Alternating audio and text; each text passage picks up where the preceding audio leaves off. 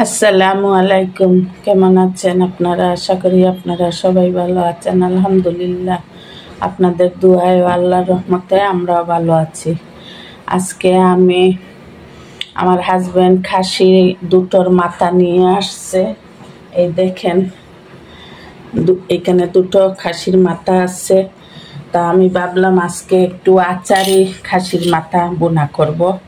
তো প্রথমে আমি প্রেসার কুকারে মাংস দিয়ে দিচ্ছি,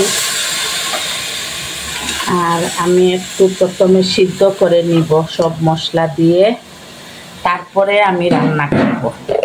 তাহলে আমার কাছে সহজ হয়, ভালো লাগে খেতে। আমি 1 চামচ আদা বাটা আর 1 চামচ রসুন বাটা দিয়ে দিচ্ছি। এখন কোনো পেঁয়াজ দিব না, আর পরিমাণ মতো লবণ দিব। এখন আমি মাংস অনুযায়ী হলুদের গুঁড়ো, মরিচের গুঁড়ো আর ধনিয়ার গুঁড়ো দিয়ে দিব। দিয়ে একটু নেড়ে মাংসের সাথে মিশিয়ে নিব। তারপর অনেকক্ষণ কষাবো। মাংস আমি কষিয়ে নিয়েছি। এখন আমি প্রেসার কুকারের ঢাকনা বন্ধ করে দিব। 4-5টা সিটি দিয়ে নামিয়ে নিব।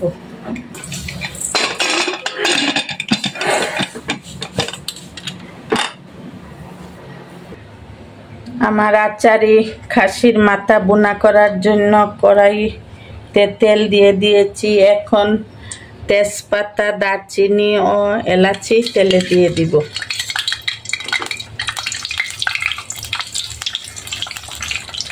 একটু স্মেল বের হওয়ার পরে আমি পেঁয়াজ বাটা দিয়ে দিব।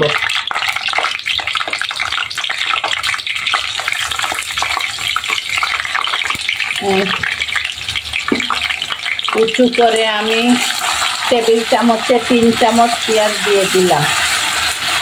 আর আদা রসুন আমি মাংস সিদ্ধর সময় আদা রসুন দিয়ে দিয়েছি। এখন আর আদা রসুন বাটা দিব না।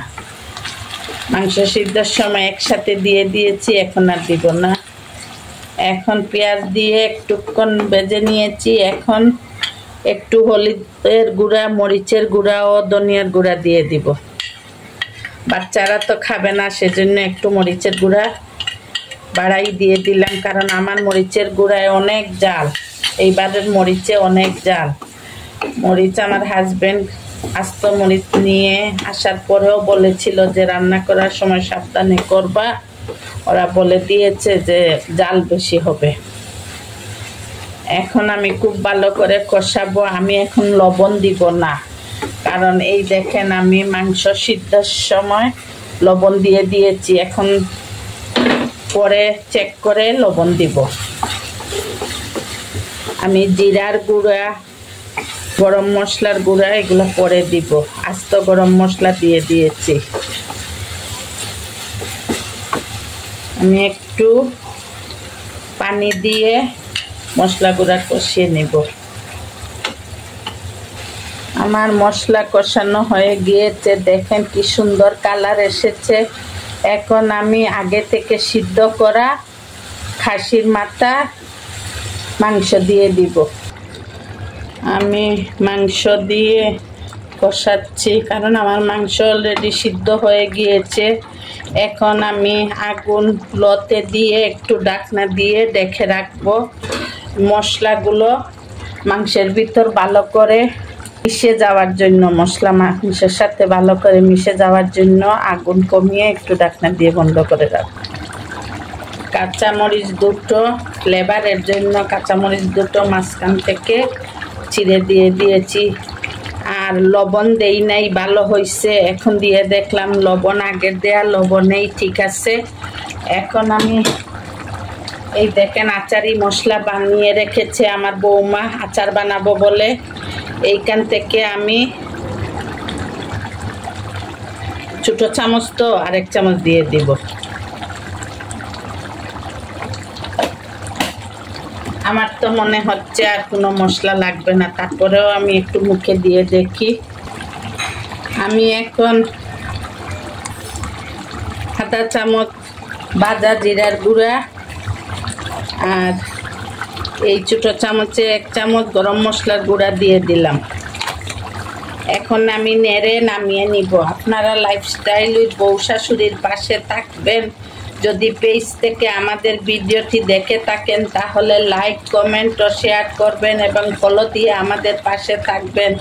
আর যদি ইউটিউব চ্যানেল থেকে আমাদের ভিডিওটি দেখে থাকেন তাহলে অবশ্যই সাবস্ক্রাইব করে নেবেন এবং পাশে থাকা বেল আইকনটিতে ক্লিক করবেন যাতে ভিডিওর নোটিফিকেশন আপনাদের কাছে আগে আগে পৌঁছে যায়, তাহলে আপনারা আগে ভিডিওটি দেখতে পারবেন। আর আপনাদের মূল্যবান মতামত আমাদের সাথে শেয়ার করবেন, এটাই আমরা চাই। হয়ে গেল আমার আচারি খাসির মাথা বোনা। আপনারা এইভাবে রান্না করে খেয়ে দেখবেন, অনেক ভালো লাগে। লাইফস্টাইল উইথ বউ শাশুড়ির পাশে থাকবেন, আমাদের জন্য দোয়া করবেন। আল্লাহ হাফেজ। আসসালামু আলাইকুম ওয়া রাহমাতুল্লাহি ওয়া বারাকাতুহু।